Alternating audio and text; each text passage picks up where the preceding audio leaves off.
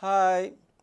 In this video, I will show you how to try and tweak the HTML example from the web page, the one from the course. So I propose first to show you two online tools that are very practical for editing some HTML, CSS and JavaScript code and seeing in real time the results of your modifications. In a second time, I will show you how to use a regular source code editor for editing the HTML files directly on your hard disk. So, in order to use the gsbin.com tool, that is the first one I recommend, you will open a new tab with your browser and you go to gsbin.com. You will see that you can have some different parts in the screen: HTML, CSS, JavaScript, and output. For the moment, we are going to use only HTML code, so we'll work only on the HTML part. So if you want to try the example from the course, you just copy and paste the code in the HTML part of GSBin, and you see the result instantly. So this is very practical because then you can modify the content, you can change the different values of the different elements, you can type your own text or your own HTML elements and attributes and so on. You can also save your work using the Save Snapshot menu, and if you created an account, it's completely free. You will be able to find back your work the next day and so on. You can share the URL, you can share the web addresses of your work with friends. They won't be able to break what you've done because it will create a new version or clone your own work so that your friends can work on what you've done. The other online tool that is very practical is CodePen.io. This one is maybe nicer, but I think that GSBin is more practical for typing code. But this one is interesting because it's got a search engine and you can look for existing examples made by others.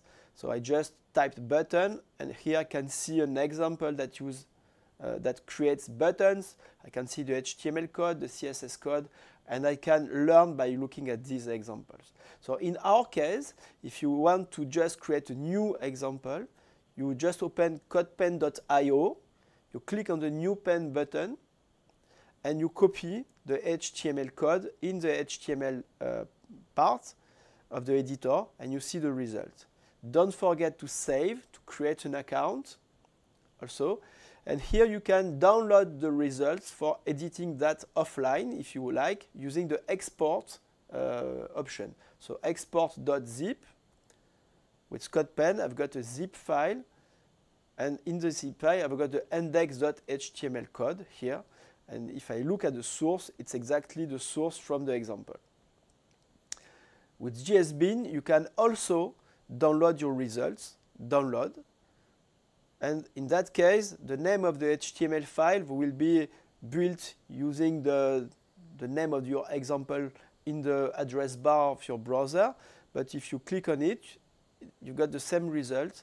You've got an HTML file that is local on your hard disk that you can edit later on. And you can see that the source code is nearly the same. The only difference is some comments that have been inserted at the top of the file. And if you want to create this example locally on your hard disk, I recommend to install some source code editor. In the course, we propose different ones.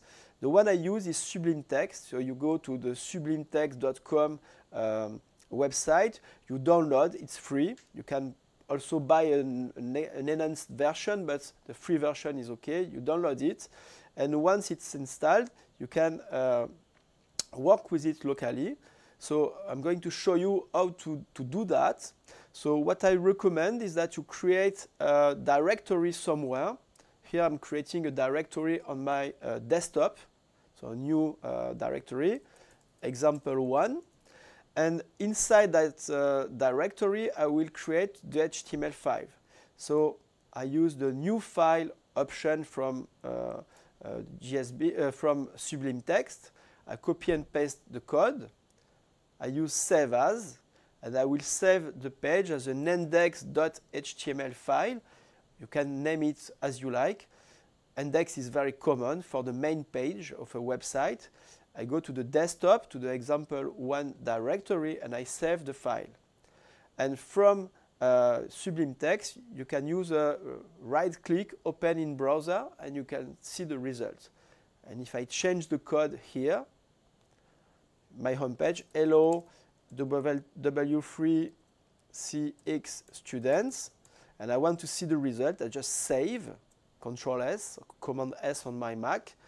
I do open in browser, or I can just reload the page, and I can see that I changed the content of the HTML file.